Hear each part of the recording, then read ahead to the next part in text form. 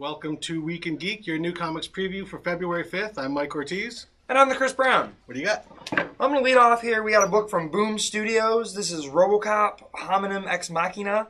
This is written by Mike Morisi, and who does the interior art? Jason Copland, with a cover by Riley Rossmo. Nice. Now, this is sort of unusual for me because, although it's not becoming unusual anymore with these adaptations, I find myself drawn to more and more of them. What's unusual is I'm probably not going to see the new RoboCop. The trailer's just not appealing to me. RoboCop is a severe soft spot for me. I love that original movie.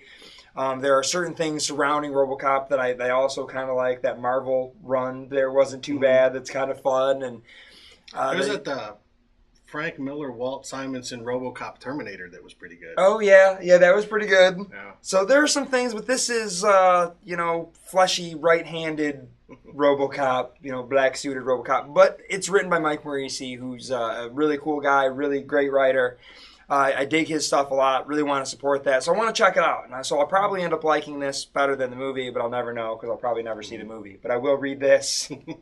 So I am very excited about that. I think that's pretty cool. That's my lead off. Then I've got Trillium. This is issue number 6 by Jeff Lemire over at Vertigo Comics. I like this book. We got to the end of issue 4, and it was very bizarre because it looked like it had some kind of conclusion without a real conclusion.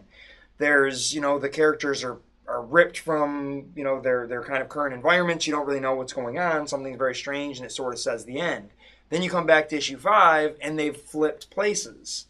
So the guy is now in the spot where the girl should be, and the girl's in the spot where the guy should be, but they have these vague recollections, and something in blowing up the pyramid at the end of 4, it has sort of switched everything. It looks like we're doing a flip book again. Well, it's not a flip book on the outset, but it looks like there are some flip elements here where you do have to Forth. All right. Oh, okay. That's probably making an allusion to that first issue where it was flipping back that way. This is a cool book, a really neat idea. It's only going to go 8 issues. It's going to have a conclusion, but it's been cool. I like that. Next, I've got Revelations 2 of 6. Now, someone has pointed out to me, I don't remember them ever finishing this when it was over at Dark Horse, and I don't remember what happened. Someone told me that they did, in fact, finish it. So I think this is just a reprint of the old Dark Horse series from a decade or so ago. But because I don't remember it having ever finished, it's new to me. If you've never read it, it's new to you. It's really, really cool stuff. It's there's a murder at the Vatican. There's involving some old friends.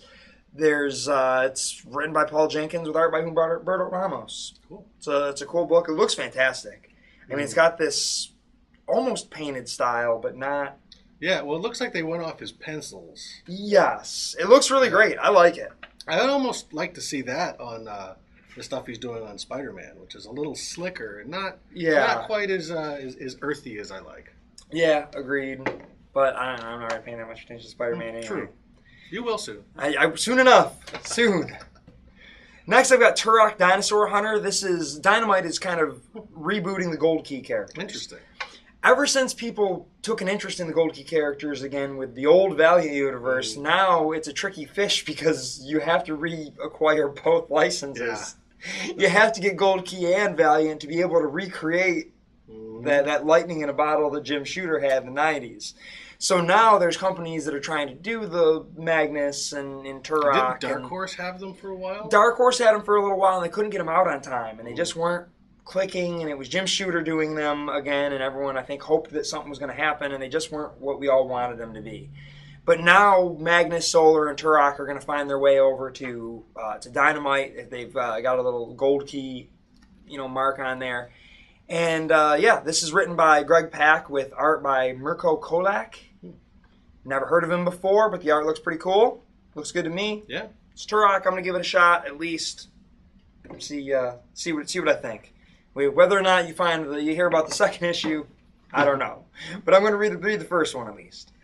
Next, I've got Shadow Man. This is by Peter Milligan. Now, I've not begun his. I did get caught up right before the end there, but I have not. The factions were kind of broken apart, and Shadow Man was,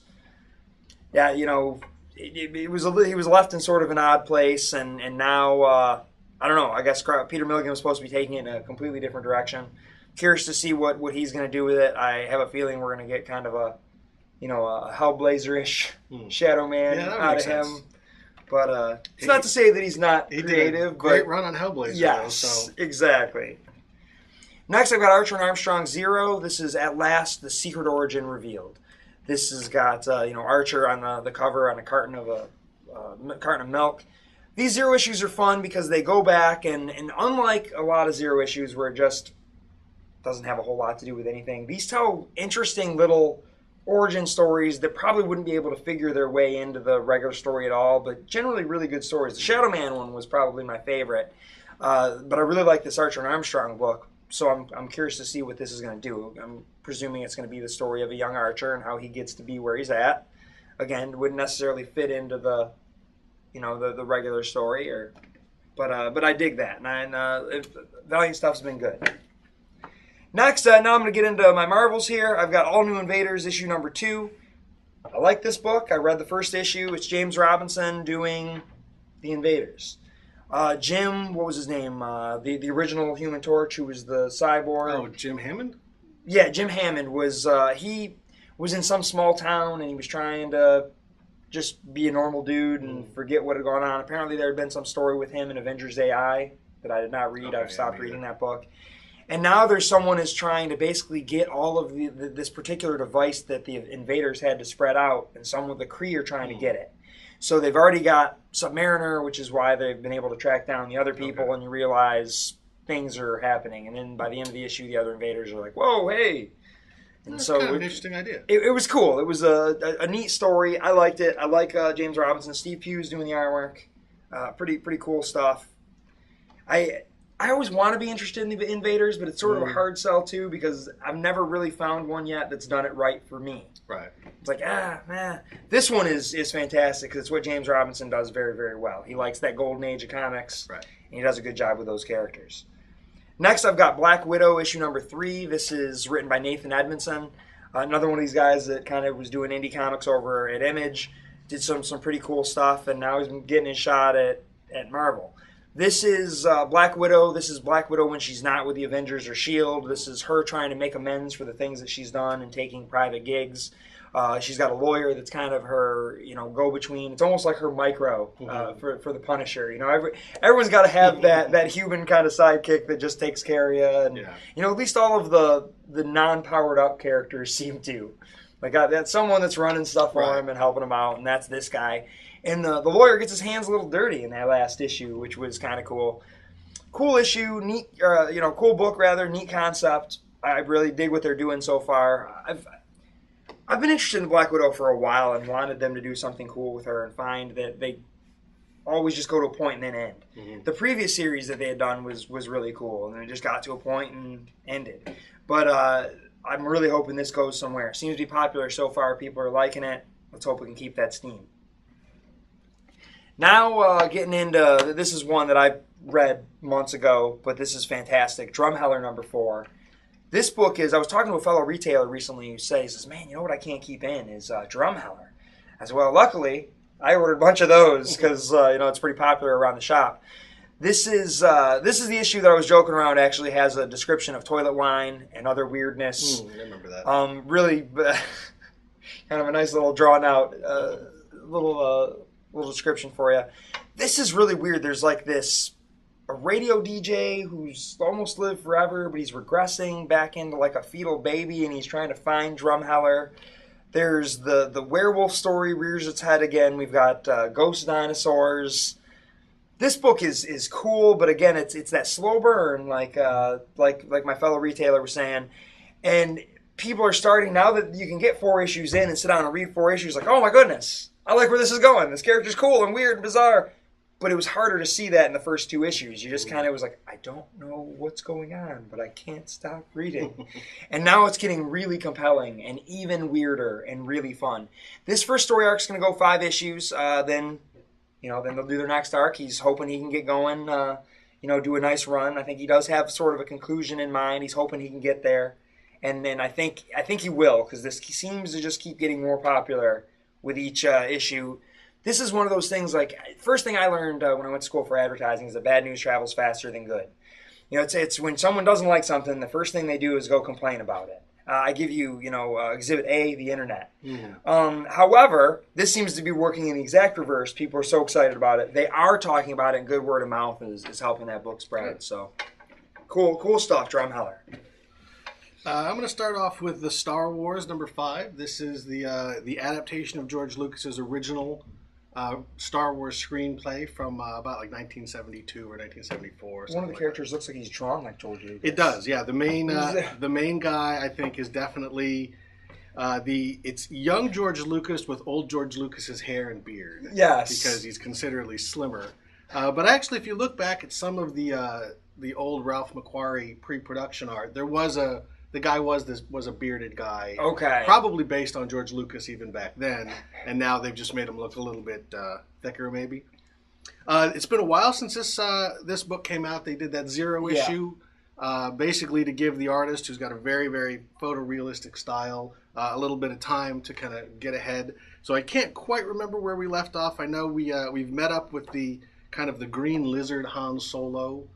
All right. That was Han's original character, was this kind of green lizard-looking guy. So Han was Greedo. Yes. Han didn't just shoot first. Han was Greedo. First. I believe they're trying to they're not. It's not Tatooine, but there's some planet that they're trying to escape from. They've got Leia's brothers kind of in some sort of suspended animation, hidden away in some kind of devices so that they can't be discovered. They're still picking up, like the TIE fighters look kind of similar. It's not the Millennium Falcon, although they have the interiors kind of look a little bit like it.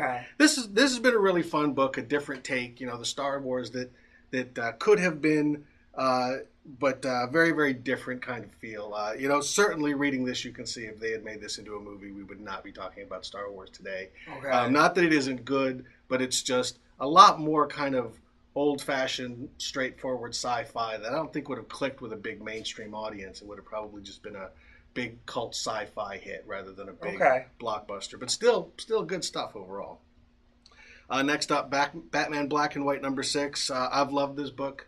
This is the last issue, I believe, in the series. We've got art by Cliff Chang, Becky Cloonan, Dave Taylor, Adam Hughes, and Dave Johnson. So yeah, they really pulled out all the stops for the last issue here. This has all been great stuff. They're quick, short stories. You can skip ones if you don't like the artist or you don't like the writer or like the style. I think so far, because it's an anthology, there's always one story that I finish and go, that was all right. But there's always ones that are fantastic, and the artwork is just phenomenal. This Adam Hughes one looks like he wrote it too. Beautiful grayscale kind of painted stuff.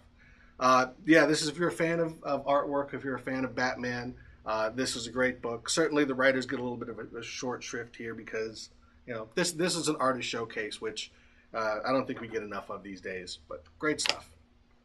Next up, we've got a great cover on Action Comics #28. This is Greg Pak and Aaron Cooter. This has really been a good book. I'm really enjoying this book.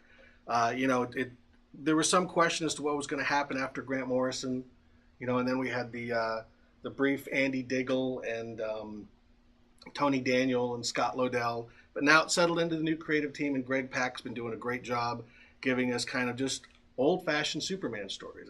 A lot of people, they always wrestle with, how do we make Superman relevant? How do we, what kind of take do we have on Superman? And I think the thing that people keep skipping is just, tell a big superhero story. You don't need a take. You don't need anything other than this one is that. It's big, giant monsters. I mean, Superman versus giant monsters. That's awesome.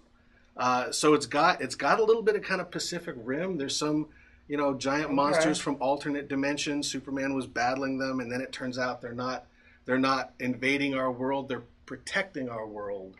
The hero's always got to fight first and then hug it out. Exactly. That's how it works. Superman fights the guy that he thinks is the bad guy because they're ugly and monster looking, and then realizes, no, these people are nice. And so Superman's always had a history of being a racist. Yeah. He just punches anyone that looks different, even though he himself is an alien. Yeah. And that's actually he saved the alien in the first one. Oh, okay.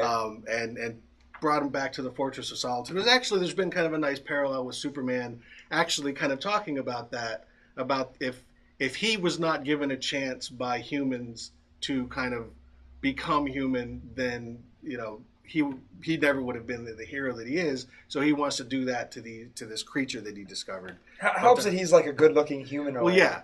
Yeah, the other things in here are monsters. One of them kind of goes between being a giant monster and looking almost like a bamf. But either of which is going to scare the crap out of human parents. So yeah, he got lucky that he showed up as a person. Next up, Forever Evil number 5. Is this a little late? It seems like I don't recall. This is another one that I know I'm caught up on. Lex Luthor has assembled his team of villains, and now Batman's with him because he and Cyborg are the only people that are still around from the Justice League. Okay. Sinestro, in his Parallax outfit, has shown up, and he's taking on Power Ring. So yeah, this is the 5th issue. I think it's going to be 8 issues. So we're kind of moving into our end game. We've got Bizarro and a few other villains, but yeah, we got Batman teaming up with Lex Luthor. 2 smart, rich guys are going to take down the crime syndicate. Next up, New Avengers number 14. I don't remember actually where we left off with this because I've gotten very confused as to what's happening in New Avengers or Avengers World. But this is the one with the Illuminati. I think in the last issue they were just sort of popping around some alternate realities. This is the one where they've got that woman who warned them of the incursion, how planets are kind of all colliding. And that's popping up to some degree in a variety of Hickman's books. This idea that at some point some planet pops up and will destroy the Earth. But again, this is Jonathan Hickman. We've got the Black Panther in here. We've got Doctor Strange on the front because these are all the old Illuminati characters are now in this book. But yeah, it looks like they're basically bouncing around another alternate dimension, kind of like a what if, seeing what's going on. But good stuff with some great art by Simone Bianchi. This was a pretty light week for me. Yeah. So I'm trying a few things that otherwise I was not expecting to. And the first one of those is Loki, number 1. This is by Al Ewing and Lee Garbett. I don't know who those guys are. Me neither. But Loki has been given a renaissance between the movies, where he's kind of more popular than Thor because he's the bad boy. And Tom Hiddleston did a great job. Oh, let's fantastic! Face it. I mean, he had a lot of fun with the material. Yes, but also between Journey into Mystery and Young Avengers, Jamie McKelvey had a new take on the character. He's back to being adult. He was Kid Loki for a while. Right. He's an adult, but now he's not. Now he's a little bit more handsome than he used to be. And it was like teen. Yeah, so he's Loki kind of. He's a young adult Loki, not the kind of older hook nose. This is heartthrob Loki. You get to see his hair because he's got little horns on. This is Teen Beat Loki. Yeah, I don't know who these guys are, but I'll give this a shot. Again, this was a light week for me. Yeah, you put your book out on a week when I only have a few books. I give it a shot. So I as a character, Loki I think has been a great character.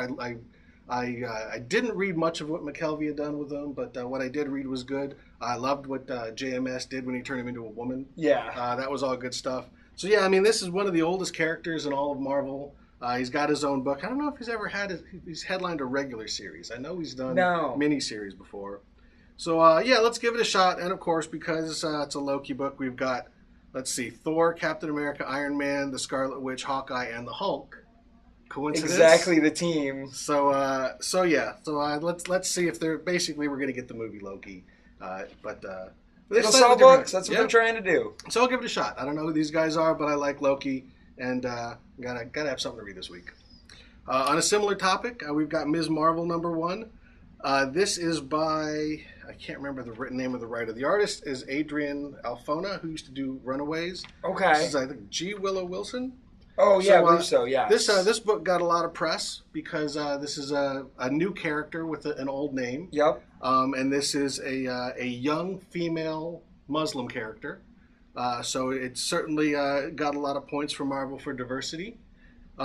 Definitely trying to reach out to a different audience, I think, in terms of the tone. It's going to be a little bit different. Certainly getting the artist from Runaways is a good idea to target at a younger reader. Looks like we've got the Avengers and the original Ms. Marvel, who is now Captain Marvel, popping up. So again, light week. a number one. That's a good combination to give something a try. Absolutely. I'm giving it a try. So yeah, we'll see. We'll see if Marvel's put its money where its diversity mouth is. Let's see if it sticks. That's my stack. Well, that's going to bring me to the top of mine here. I've got Swamp Thing number 28. This is a book that I'm finally caught up on. This is I've read a lot of Charles Soule's other stuff, Letter 44 and 27 and things that he was doing with Image and some of the other publishers. And I just hadn't read a lot of the New 52 stuff. I was behind on everything, and everyone had been telling me Swamp Thing had been good, and I really like Charles, really nice guy, and I liked his writing elsewhere, so I wanted to give it a shot. Well, I sat down, caught up. Holy shnikes. For those of you who are not reading Swamp Thing, you're doing yourself a serious disservice. This book has been really good. It's everything I wanted Swamp Thing to be in the first place. Yeah, there's a bigger story. Yeah, he's using the green. Yeah, there's, other things going on. But I feel like they're at a couple issues at a clip. He just tells you a little story. Then he does something else. He'll then introduce another character. Well, he'll come back to that. He'll tell that story. You can just pick one up, I feel like, and read it. And like, oh, it was a good Swamp Thing story. Well, I want to know what happened before. But that was really cool. The story where he went to Metropolis was fantastic. And he was barely in it. It was really, really neat stuff. This book I cannot say enough good things about. Definitely read Swamp Thing. That is why it is at the top of my stack this week. It's a book. It doesn't hurt that I'm finally caught up on it. We went through a lot. I'm excited when this book came in this morning. I was like, oh man, I gotta hurry up and read that. So that'll be read before I leave today. Well, it's Charles Soule week, just purely by coincidence. And I've got two picks this week.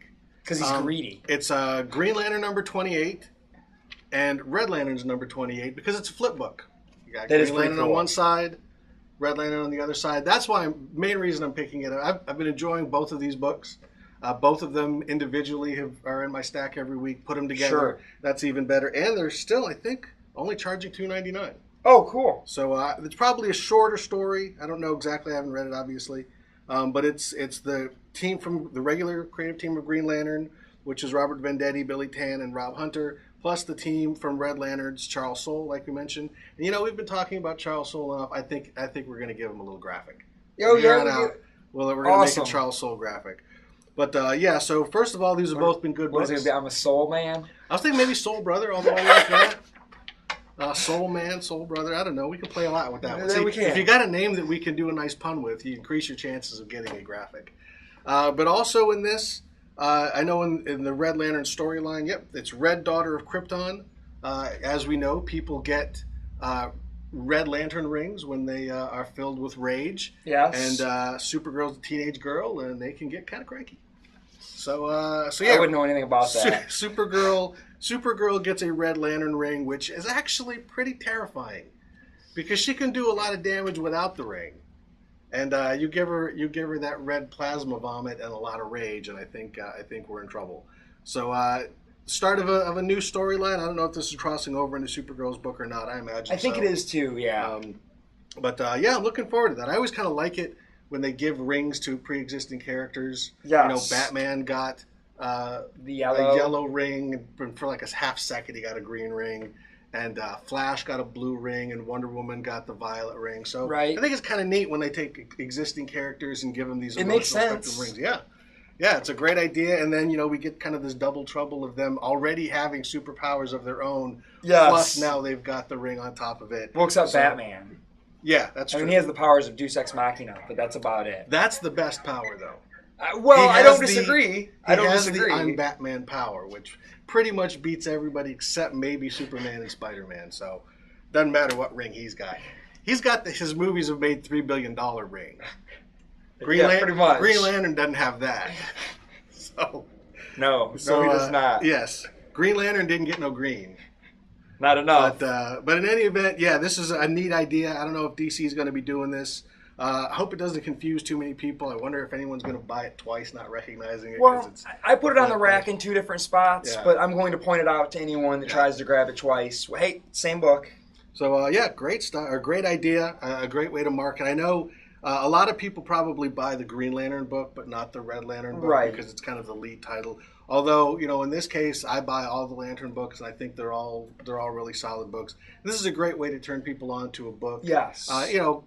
Image did that with many things. Chew kind of got its big boost that way. A bunch of Yep. other books have gotten that way. It's nice to see DC kind of taking a page from that and realizing, you know what, if we have faith in this book, let's give it for free to somebody who's buying something else just so they can taste it. And Yeah. I hope more people get turned on to it because Red Lanterns has been a great book.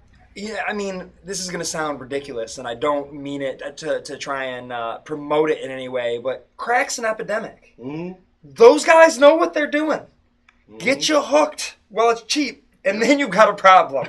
You can So give your first hits free, you know, and that's you can what. give stuff away on, other than Free Comic Book Day. It's not like the law says you can only give stuff away on Free Comic Day.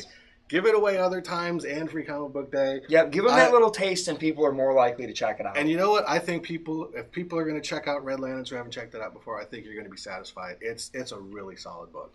Right on. Yeah, Charles Soule's writing some great stuff. Yeah. So, with that, that is your Week in Geek.